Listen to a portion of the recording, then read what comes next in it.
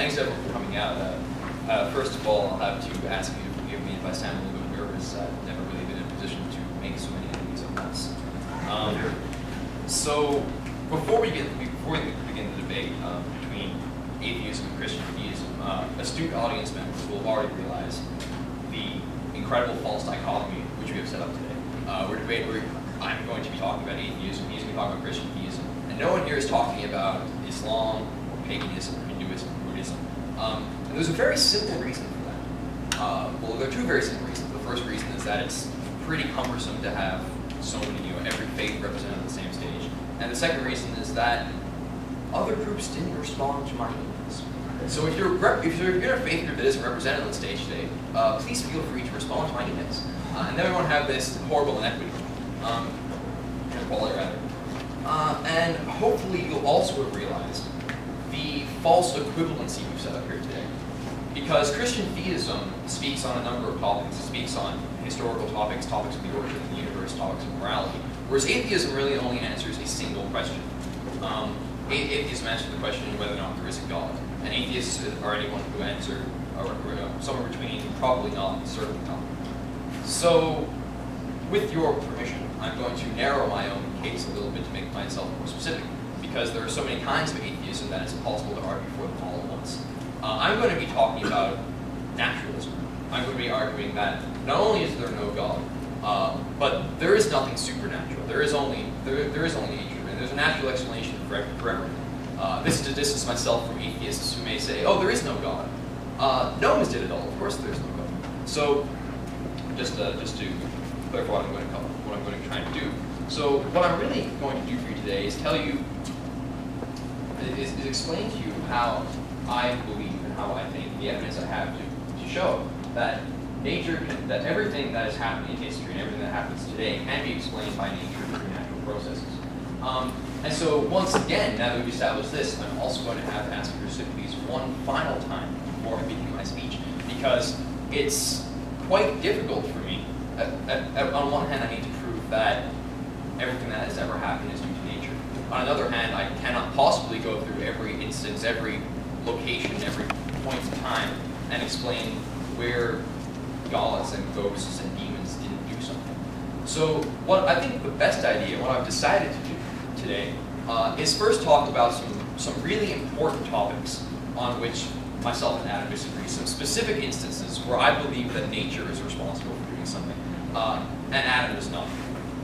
And the second thing I'm going to do is I'm going to talk generally about supernaturalism and the alternatives to naturalism, and explain why, based on the amount of evidence presented so far, the amount of evidence we have, those other alternatives cannot be accepted.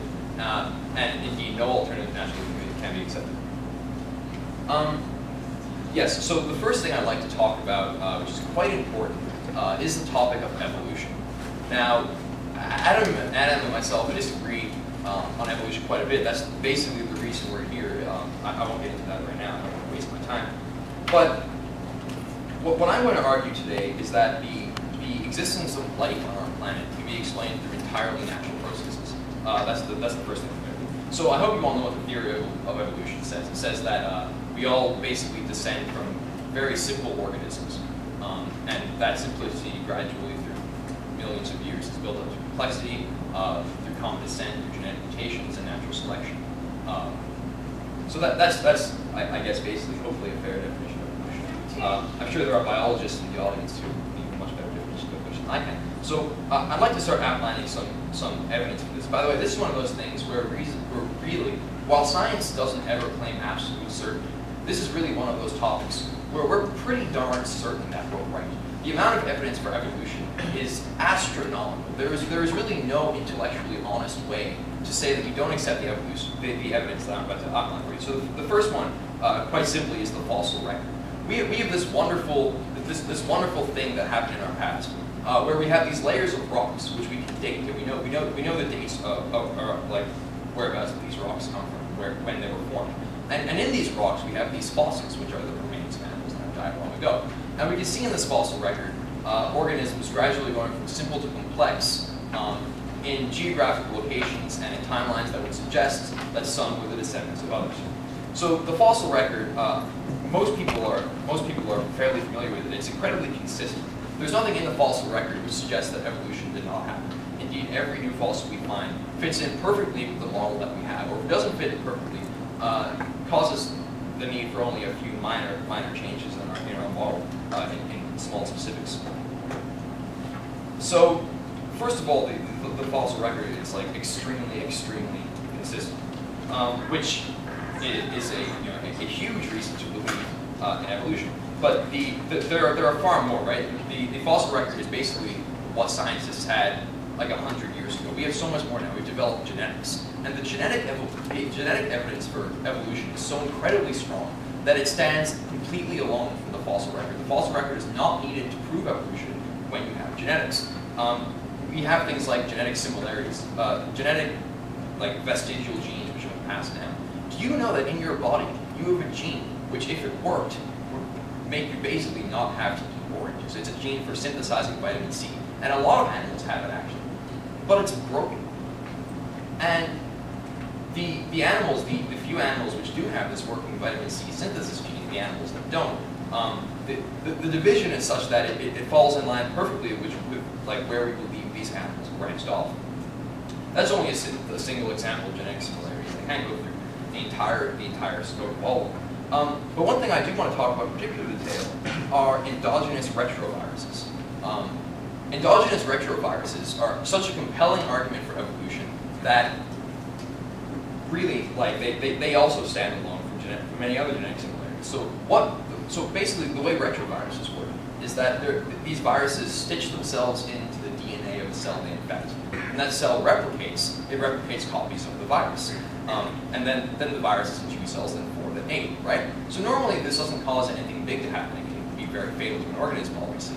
But something really interesting happens when the virus infects, say, the germ cell, because then what happens is that cell undergoes meiosis, and which basically means it creates little sperms with legs, and the genetic material of the virus is then encoded into the offspring of the animal which was affected by the virus. So what this means, and because all cells are derived from the germ cell in like a baby that's forming, every single cell in that baby's body now has the retrovirus in it, which can be quite bad. But when the viruses break, or when they're not fatal, it can do nothing at all. In fact, it can do good things. Some people say that retroviruses are the reason that we have, that they help our immune system when we're in gestation. So a lot of viruses break, and a lot of viruses don't break and can cause diseases, and we're still speculating as to what disease might be caused by them. But the really interesting thing here is that by looking at which viruses are in your genome, you can trace your descent, because it's extremely unlikely that the same virus would get into the genome of 2 organisms in the same way by infecting a germ cell. And of course, it's even more unlikely that retroviruses would be able to be found in the genome of several different species if they were all infected independently, right? Because there are few viruses which can hop, say, between all great apes. So what we would say is if we find retroviruses in the DNA of ourselves, chimpanzees, other primates, we would suspect that we all descend from a common ancestor who was only infected once. This is the most logical conclusion. And indeed, that is what we find. We find that we share at least, I believe, 7 endogenous retroviruses with primates, with our primate cousins. And not only that, but the different mutations and the different ways they're broken and the number that we share are matched exactly with the way we believe that they should match if evolution progressed the way that we believe it had. And as we sequence more genomes from more animals, we'll likely find more retroviruses of this nature. So I need to stop talking about evolution because I've gone on about it for quite a long time.